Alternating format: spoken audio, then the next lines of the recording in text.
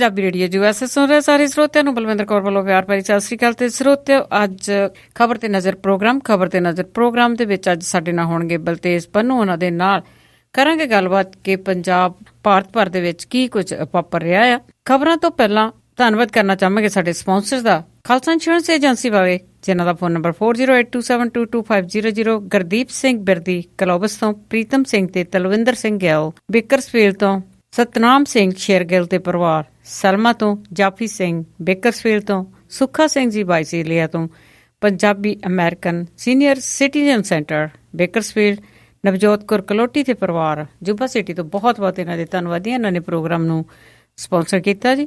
ਤੇ ਜਿਸ ਤਰ੍ਹਾਂ ਤੇ ਹੁਣ ਵੱਧਦੇ ਆ ਆਪਾਂ ਅੱਜ ਦੀਆਂ ਖਬਰਾਂ, ਬਲਕਿ ਉੱਥੇ ਪੰਜਾਬ ਦੇ ਵਿੱਚ ਜਾਂ ਭਾਰਤ ਭਰ ਦੇ ਵਿੱਚ ਕੀ ਕੁਝ ਹੋ ਰਿਹਾ ਆ ਉਸ ਦੀ ਗੱਲਬਾਤ ਕਰਾਂਗੇ ਬਲਤੇਜ ਪੰਨੂ ਹੋਰਾਂ ਦੇ ਨਾਲ। ਬਲਤੇਜ ਪੰਨੂ ਜੀ, ਸਤਿ ਸ਼੍ਰੀ ਅਕਾਲ, ਸਵਾਗਤ ਹੈ ਜੀ।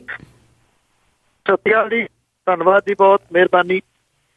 ਤੇ ਬਲਤੇਜ ਪੰਨੂ ਜੀ, ਆਪਾਂ ਸ਼ੁਰੂ ਕਰਦੇ ਹਾਂ ਆਪਾਂ ਰੋਪੜ ਬੱਸ ਹਾਦਸੇ ਦੀ ਗੱਲ ਤੋਂ ਕਿ ਉੱਥੇ ਕਾਫੀ ਲੋਕਾਂ ਨੇ ਘਿਰਾਓ ਕੀਤਾ ਸੀਗਾ ਤੇ ਪਰ ਹੁਣ ਕਹਿੰਦੇ ਕਿ ਉਹਨਾਂ ਦਾ ਸਮਝੌਤਾ ਹੋ ਗਿਆ।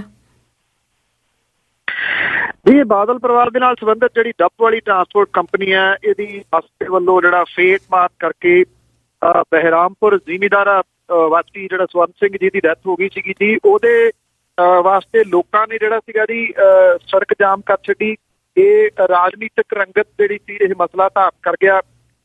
ਕਾਫੀ ਵੱਡੀ ਗਿਣਤੀ ਦੇ ਵਿੱਚ ਲੋਕ ਜਿਹੜੇ ਪਹੁੰਚੇ ਤੇ ਜਦੋਂ ਇਹ ਜ਼ਿਆਦਾ ਜਿਹੜਾ ਸੀਗਾ ਵਿਵਾਦ ਵੱਧ ਗਿਆ ਤੇ ਇਹਦੇ ਵਿੱਚ ਫਿਰ ਪੁਲਿਸ ਨੇ ਜਿਹੜਾ ਜੀ ਉਹ ਦਖਲ ਦਿੱਤਾ ਔਰ ਜਿਹੜਾ ਸਮਝੌਤਾ ਹੋ ਗਿਆ ਜੀ ਹੁਣ। ਔਰ ਐਡੀਸ਼ਨਲ ਡਾਇਰੈਕਟਰ ਜਨਰਲ ਪੁਲਿਸ ਜਿਹੜੇ ਕ੍ਰਾਈਮ ਨੇ ਇਕਬਾਲਪ੍ਰੀਤ ਸਿੰਘ ਸੋਤਾ, ਉਹ IG ਕ੍ਰਾਈਮ ਨਾਗੇਸ਼ਵਰ ਰਾਓ ਤੇ DIG Rupnagar range RK Jaswal ਜਿਹੜੇ ਨੇ, ਇਹਨਾਂ ਦੇ ਉੱਤੇ ਆਧਾਰਿਤ ਇੱਕ ਕਮੇਟੀ ਜਿਹੜੀ ਹੈ ਜੀ ਬਣਾ ਦਿੱਤੀ ਗਈ ਹੈ SIT। ਇਹ ਆਖਿਆ ਗਿਆ ਜੀ ਕਿ ਹਫ਼ਤੇ ਦੇ ਵਿੱਚ ਇਹ ਆਪਣੀ ਰਿਪੋਰਟ ਜਿਹੜੀ ਹੈ ਜੀ ਉਹ ਦੇਊਗੀ ਕਿ ਕੀ ਕੁਝ ਜਿਹੜਾ ਇੱਥੇ ਹੋਇਆ ਸੀਗਾ, ਕਿਵੇਂ ਇਹ ਹਾਦਸਾ ਵਾਪਰਿਆ। ਹਾਲਾਂਕਿ ਜਿਹੜੀ ਫੋਰੈਂਸਿਕ ਲੈਬ ਹੈ ਜੀ, ਉਹਦੀ ਜਿਹੜੀ ਰਿਪੋਰਟ ਆ ਉਹ ਕਹਿੰਦੀ ਆ ਕਿ ਬੱਸ ਨੇ ਟੱਕਰ ਨਹੀਂ ਮਾਰੀ, ਟੱਕਰ ਜਿਹੜੀ ਸੀਗੀ ਉਹ ਕਿਸੇ ਕਾਰ ਨੇ ਮਾਰੀ। ਭਾਵ ਕਿ ਜਿਹੜੀ ਜਾਂਚ ਹੈ ਕਿੱਧਰ ਨੂੰ ਜਾਊਗੀ ਉਹ ਪਤਾ ਲੱਗ ਹੀ ਰਿਹਾ ਜੀ। ਜਿਹੜਾ ਸਮਝੌਤਾ ਹੋਇਆ ਉਹਦੇ ਵਿੱਚ 20 ਲੱਖ ਰੁਪਈਆ ਜਿਹੜਾ ਜੀ ਇਸ ਪੀੜਤ ਪਰਿਵਾਰ ਨੂੰ ਦੇਣ ਦੀ ਗੱਲ ਆਖੀ ਗਈ ਹੈ। ਔਰ ਸੈਕੰਡਲੀ ਇੱਕ ਮੈਂਬਰ ਨੂੰ ਨੌਕਰੀ ਜਿਹੜੀ ਹੈ ਜੀ ਉਹ ਵੀ ਆਫਰ ਜਿਹੜੀ ਹੈ ਉਹ ਕੀਤੀ ਗਈ ਆ।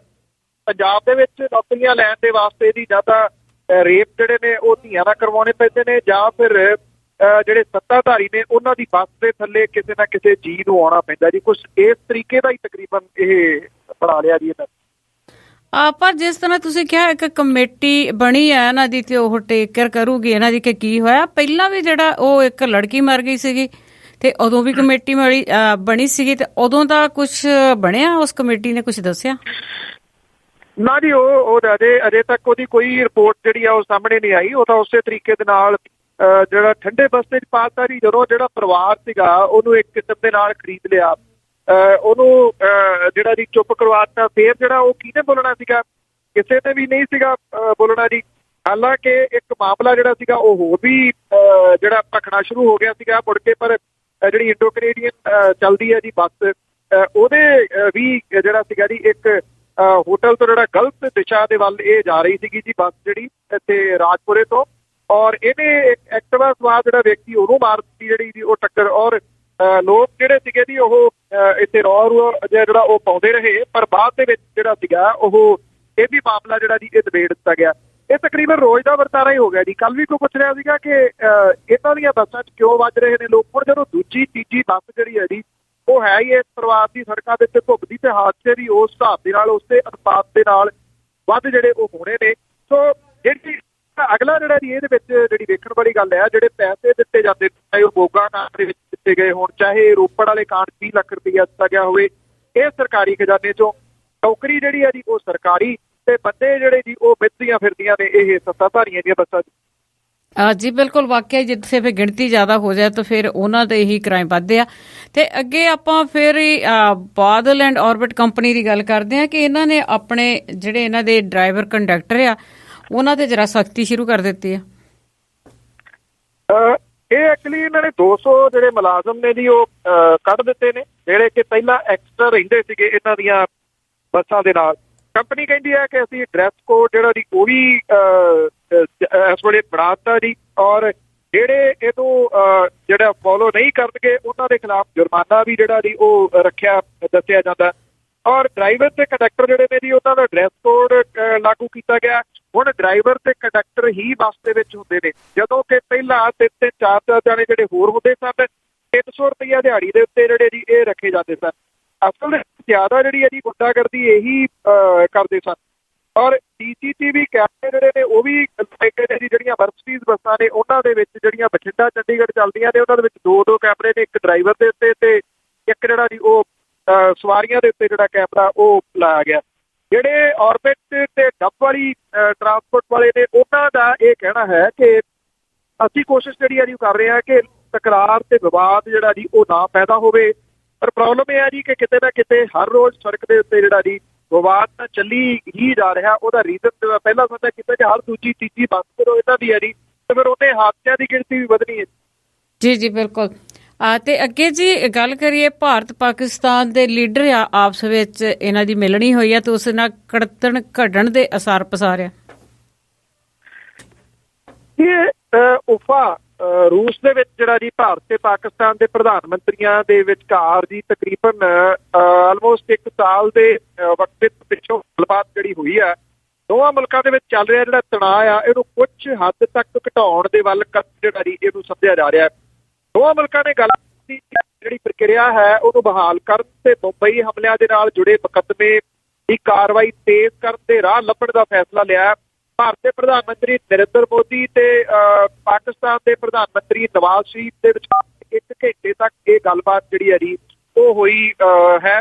ਔਰ ਨਰਿੰਦਰ ਮੋਦੀ ਜਿਹੜੇ ਨੇ ਉਹ ਅਗਲੇ ਸਾਲ ਪਾਕਿਸਤਾਨ ਦੇ ਵਿੱਚ ਹੋਣ ਵਾਲਾ ਸਾਰਕ ਸਿਖਰ ਸੰਮੇਲਨ ਜਿਹੜਾ ਜੀ ਉਹਦੇ ਵਿੱਚ ਹਾਜ਼ਰੀ ਭਰਨ ਦੀ ਵੀ ਉਹਨਾਂ ਨੇ ਸਹਿਮਤੀ ਜਿਹੜੀ ਹੈ ਜੀ ਉਹ ਦਿੱਤੀ ਹੈ।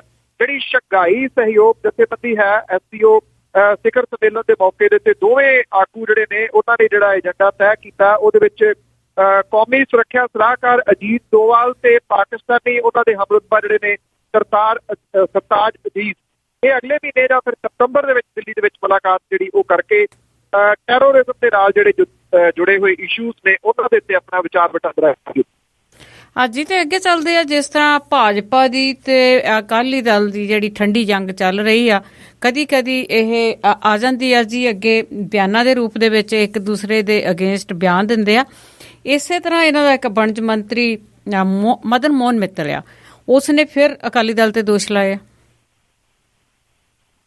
ਇਹਨਾਂ ਦਿਨਾਂ ਦੇ ਵਿੱਚ ਐਕਚੁਅਲੀ ਜਿਹੜੇ ਅਕਾਲੀ ਦਲ ਤੇ BJP ਵਾਲੇ ਨੇ ਜੀ ਉਹਨਾਂ ਦਾ ਜਿਹੜਾ ਆਪਾਂ ਅੱਗੇ ਵਿੱਚ ਸਾਂਝਾ ਕੀਤਾ ਸੀ 9 ਮਾਸ ਦਾ ਜਿਹੜਾ ਰਿਸ਼ਤਾ ਹੈ ਉਹ ਅੱਜ ਕੱਲ੍ਹ ਦਰਾਣੀ ਜਠਾਣੀ ਵਾਲਾ। ਸੋ ਇਸ ਕਰਕੇ ਕੁਝ ਨਾ ਕੁਝ ਨਵਾਂ ਜਿਹੜਾ ਜੀ ਉਹ ਬੋਲਦੇ ਹੀ ਰਹਿੰਦੇ ਨੇ।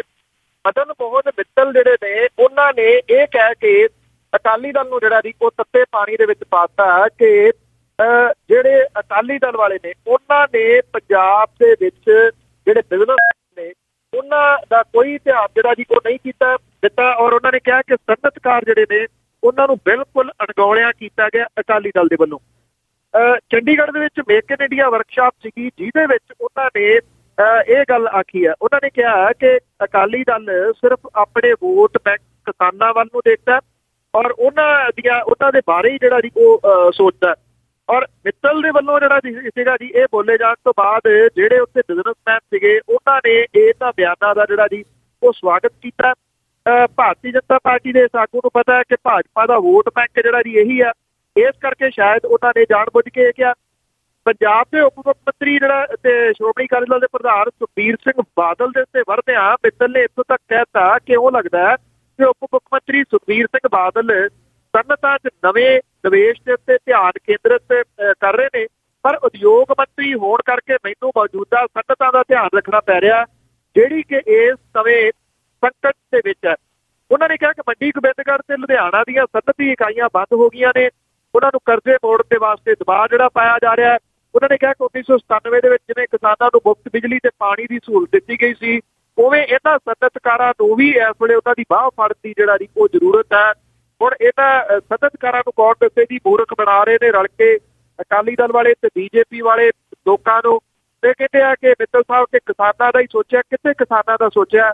ਹਰ ਰੋਜ਼ ਕਿਸਾਨ ਇੱਕ ਜਿਹੜਾ ਜੀ ਪੰਜਾਬ ਦੇ ਵਿੱਚ ਖੁਦਕੁਸ਼ੀ ਕਰੀ ਜਾਂਦਾ, ਉਹੀ ਹਾਲ ਜਿਹੜਾ ਜੀ ਉਹ ਸਨਅਤਕਾਰਾਂ ਦਾ ਹੈ। ਸਨਅਤਕਾਰਾਂ ਦੀ ਵੀ ਬਾਹ ਜਿਹੜੀ ਹੈ ਜੀ ਉਹ ਕੋਈ ਫੜਨ ਦੇ ਵਾਸਤੇ ਤਿਆਰ ਨਹੀਂ ਹੈ। ਬੀਜੇਪੀ ਸਮਝਦੀ ਹੈ ਕਿ ਅਸੀਂ ਆਪਣਾ ਵੋਟ ਬੈਂਕ ਜਿਹੜਾ ਜੀ ਉਹ ਟੁੱਟੇ ਨਾ, ਇਸ ਕਰਕੇ ਬਿਆਨ ਜਿਹੜਾ ਜੀ ਉਹਨਾਂ ਦਾ ਆਇਆ। ਜੀ ਜੀ ਜੀ ਬਿਲਕੁਲ, ਕਿਉਂਕਿ ਲੋਕਾਂ ਦਾ ਖਿਆਲ ਵੀ ਰੱਖਣਾ ਪੈਣਾ ਹੈ ਕੋਈ ਵੀ ਹੋਵੇ। ਤੇ ਅੱਗੇ ਆਪਾਂ ਕਰਦੇ ਹਾਂ ਜੀ ਗੱਲ, ਕੇਂਦਰੀ ਗ੍ਰਹਿ ਮੰਤਰਾਲੇ ਵੱਲੋਂ ਸ਼੍ਰੋਮਣੀ ਕਮੇਟੀ ਦੀ ਵੀ ਜਵਾਬ ਤਲਬੀ ਸ਼ੁਰੂ ਹੋ ਗਈ ਹੈ। ਐਕਚੁਅਲੀ ਜੀ ਇਹ ਜਿਹੜਾ ਪਿਛਲੇ ਦਿਨਾਂ ਦੇ ਵਿੱਚ ਮੁੱਖ ਸਕੱਤਰ ਇੱਕ ਰੱਖਣਾ ਸੀਗਾ, ਬੜਾ ਚਰਚਿਤ ਰਿਹਾ। ਜਿਹੜਾ ਅਖਬਾਰ ਦੇ ਵਿੱਚ ਇਸ਼ਤਿਹਾਰ ਆਇਆ 3 ਲੱਖ ਰੁਪਈਆ ਉੱਕਾ ਪੁੱਕਾ ਤਨਖਾਹ ਭਾਵ ਕਿ ਇਹ ਜਿਹੜਾ ਜੀ 7 ਲੱਖ ਰੁਪਈਏ ਦੇ ਵਿੱਚ ਪਊਗਾ ਜਿਹੜਾ ਜੀ ਸ਼੍ਰੋਮਣੀ ਗੁਰਦੁਆਰਾ ਪ੍ਰਬੰਧਕ ਕਮੇਟੀ ਨੂੰ। ਇਹਦੇ ਵਾਸਤੇ ਕੇਂਦਰੀ ਗ੍ਰਹਿ ਮੰਤਰਾਲਾ ਜਿਹਦੇ ਅੰਦਰ ਆਉਂਦਾ ਜੀ, ਸ਼੍ਰੋਮਣੀ ਕਮੇਟੀ ਦੇ ਕੋਲੋਂ 15 ਜੁਲਾਈ ਤੱਕ ਜਵਾਬ ਮੰਗਿਆ ਗਿਆ ਇਸ ਮਾਮਲੇ ਤੇ। ਇਹ ਜਵਾਬ ਤਲਬੀ ਜਿਹੜੀ ਹੈ ਜੀ ਅਕਾਲੀ ਦਲ 19-20 ਦੇ ਪ੍ਰਧਾਨ ਜਿਹੜੇ ਨੇ ਰਵਿੰਦਰ ਸਿੰਘ ਵੱਲੋਂ, ਉਹਨਾਂ ਦੇ ਵੱਲੋਂ ਰਾਸ਼ਟਰਪਤੀ ਨੂੰ ਭੇਜੀ ਗਈ ਇੱਕ ਚਿੱਠੀ ਦੇ ਆਧਾਰ ਤੇ ਕੀਤੀ ਗਈ ਆ। ਰਾਸ਼ਟਰਪਤੀ ਭਵਨ ਦੇ ਵੱਲੋਂ ਇਹ ਚਿੱਠੀ ਜਿਹੜੀ ਗ੍ਰਹਿ ਮੰਤਰਾਲੇ ਨੂੰ ਭੇਜੀ ਗਈ ਆ, ਜਿਹੜੀਆਂ ਡਿਟੇਲ ਨੇ ਉਹਦੇ ਅਨੁਸਾਰ ਜਿਹੜਾ ਹੋਮ ਮਿਨਿਸਟਰੀ ਆ ਉਹਨੇ ਅੰਦਰੂਨੀ ਸੁਰੱਖਿਆ ਵਿਭਾਗ ਦੇ ਅੰਡਰ ਸੈਕਟਰੀ ਰਜੀਵ ਖੱਤਰੀ ਦੇ ਵੱਲੋਂ ਇਸ ਸੰਬੰਧੀ ਸ਼੍ਰੋਮਣੀ ਕਮੇਟੀ ਦੇ ਸਕੱਤਰ ਨੂੰ 1 ਜੁਲਾਈ ਨੂੰ ਚਿੱਠੀ ਭੇਜ ਕੇ 15 ਜੁਲਾਈ ਤੱਕ ਆਪਣਾ ਜਵਾਬ ਦੇਖਣ ਦੇ ਵਾਸਤੇ ਭੇਜਣ ਲਈ ਕਿਹਾ। ਅੰਡਰ ਸੈਕਟਰੀ ਦੇ ਵੱਲੋਂ ਜਿਹੜੀ ਚਿੱਠੀ ਭੇਜੀ ਗਈ ਆ ਉਹਦੇ ਵਿੱਚ ਅਕਾਲੀ ਦਲ 19-20 ਦੇ ਪ੍ਰਧਾਨ ਜਿਹੜੇ ਨੇ ਰਵਿੰਦਰ ਸਿੰਘ ਵੱਲੋਂ ਕੀਤੀ ਸ਼ਿਕਾਇਤ ਦਾ ਹਵਾਲਾ ਜਿਹੜਾ ਦੇ ਕੇ ਜਿਹੜਾ ਜੀ ਆਪਣਾ ਪੱਖ ਦੱਸਣ ਦੀ ਗੱਲ ਜਿਹੜੀ ਦੱਸੀ ਗਈ ਹੈ ਕਿ ਇਹਦਾ ਪੱਖ ਜਿਹੜਾ ਉਹ ਦੱਸਿਆ ਜਾਵੇ। ਇਹਦੀ ਪੁਸ਼ਟੀ ਅਵਤਾਰ ਸਿੰਘ ਮੱਕੜ ਹੋਰਾਂ ਨੇ ਵੀ ਕੀਤੀ ਹੈ। ਉਹਨਾਂ ਕਿਹਾ ਕਿ ਇਹਦੇ ਸੰਬੰਧੀ ਹੁਣ ਕਾਨੂੰਨੀ ਰਾਏ ਜਿਹੜੀ ਆ ਜੀ ਉਹ ਲੈ ਆ ਰਹੀ ਆ ਕਿ ਕਿਹੋ ਜਿਹਾ ਜਵਾਬ ਜਿਹੜਾ ਜੀ ਇਹਨੂੰ ਦਿੱਤਾ ਜਾਵੇ।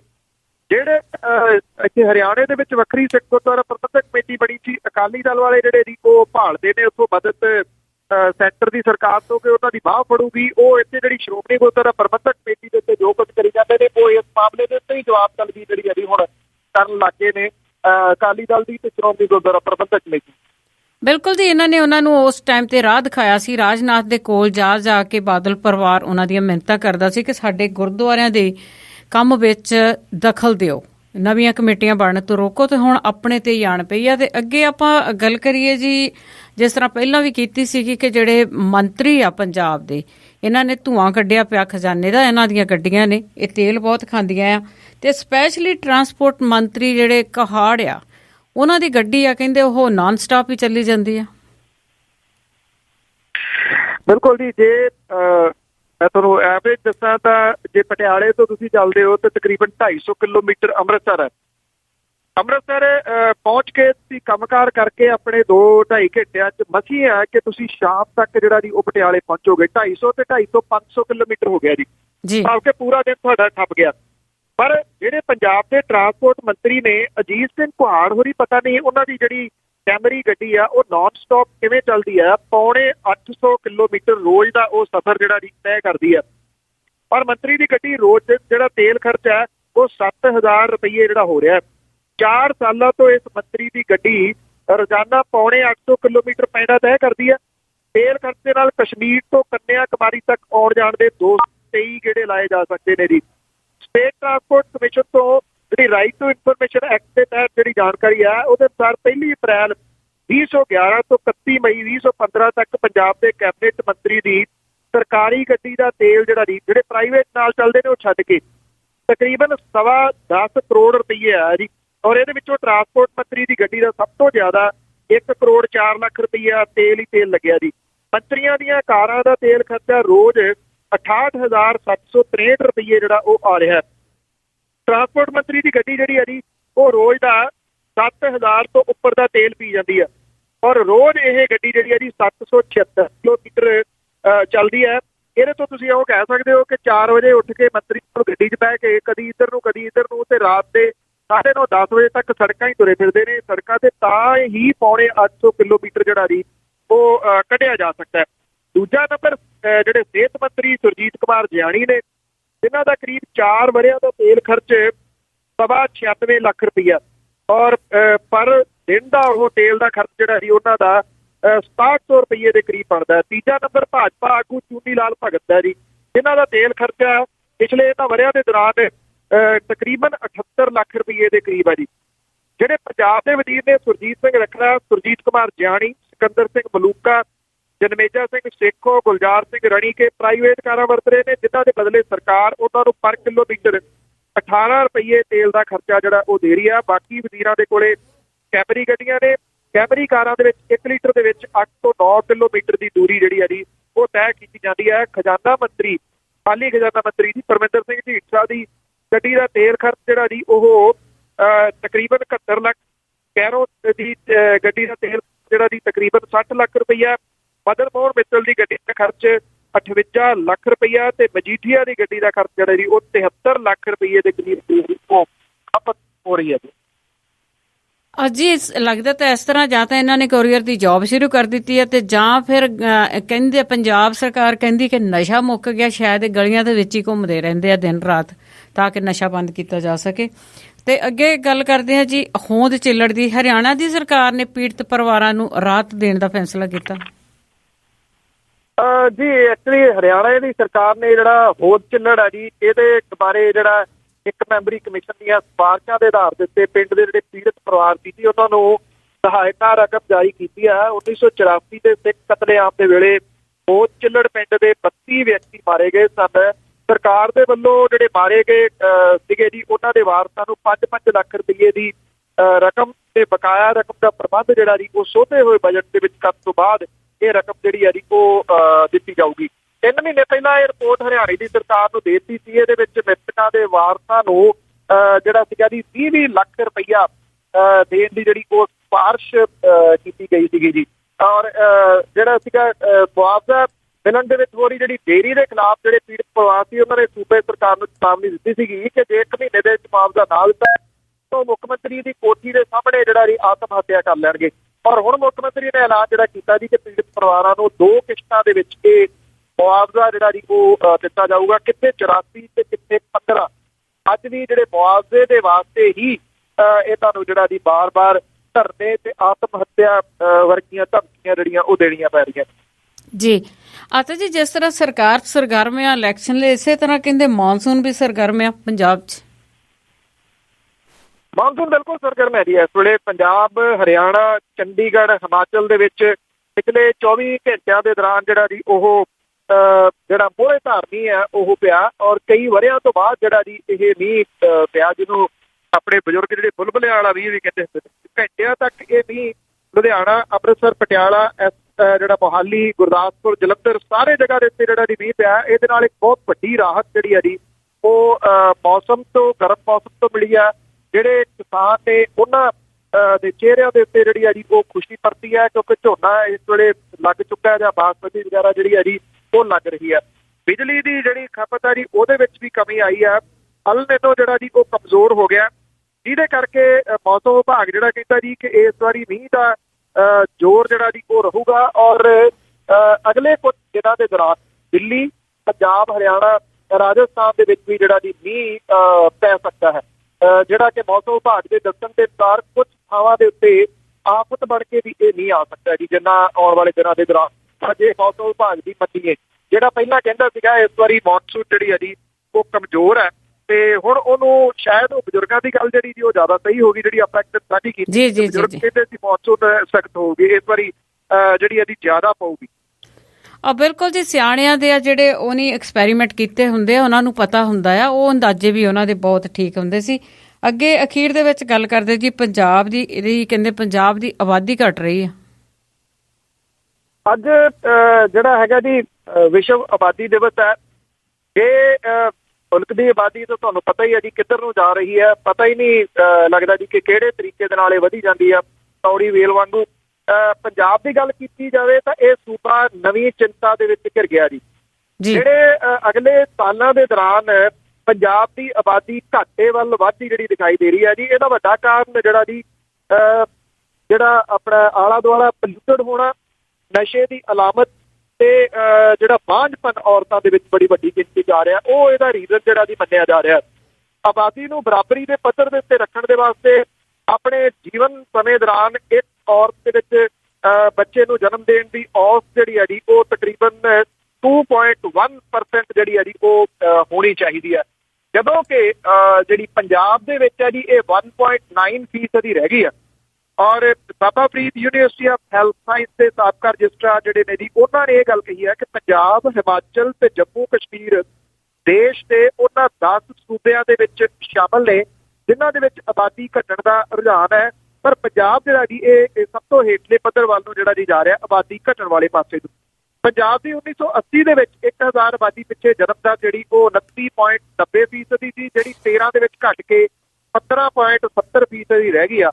ਔਰ ਇਸ ਸਮੇਂ ਦੇ ਦੌਰਾਨ ਮੌਤ ਦਰ ਜਿਹੜੀ ਹੈ ਜੀ ਉਹ 8.7% ਤੋਂ ਘਟ ਕੇ 6.7% ਦੀ ਰਹਿ ਗਈ ਆ, ਜਿਹਦੇ ਨਾਲ ਜਿਹੜੇ ਇਹ ਸਟੈਟ ਨੇ ਉਹ ਇੱਕ ਦੱਸਦੇ ਨੇ ਜੀ ਕਿ ਜਨਮ ਦਰ ਦੇ ਵਿੱਚ ਤਕਰੀਬਨ 50% ਦੀ ਕਮੀ ਆਈ ਹੈ, ਜਦੋਂ ਕਿ ਮੌਤ ਦਰ ਦੇ ਵਿੱਚ 25% ਦੀ ਕਮੀ ਜਿਹੜੀ ਹੈ ਜੀ ਉਹ ਵਿਖਾਈ ਦੇ ਰਹੀ ਆ। ਔਰ ਪੰਜਾਬ ਦੇ ਵਿੱਚ ਜੰਮਣ ਦੇ 14 ਸਾਲ ਦੇ ਬੱਚਿਆਂ ਦੀ ਗਿਣਤੀ 1971 ਦੇ ਵਿੱਚ ਆਬਾਦੀ ਦੇ ਅਨੁਪਾਤ ਦੇ ਵਿੱਚ 42% ਦੀ ਸੀਗੀ, ਜਿਹੜੀ ਕਿ 11 ਦੇ ਵਿੱਚ ਜਿਹੜੀ ਗਿਣਤੀ ਕੀਤੀ ਗਈ ਉਹਦੇ ਮੁਤਾਬਕ 28% ਦੀ ਜਿਹੜੀ ਸੀਗੀ ਉਹ ਰਹਿ ਗਈ।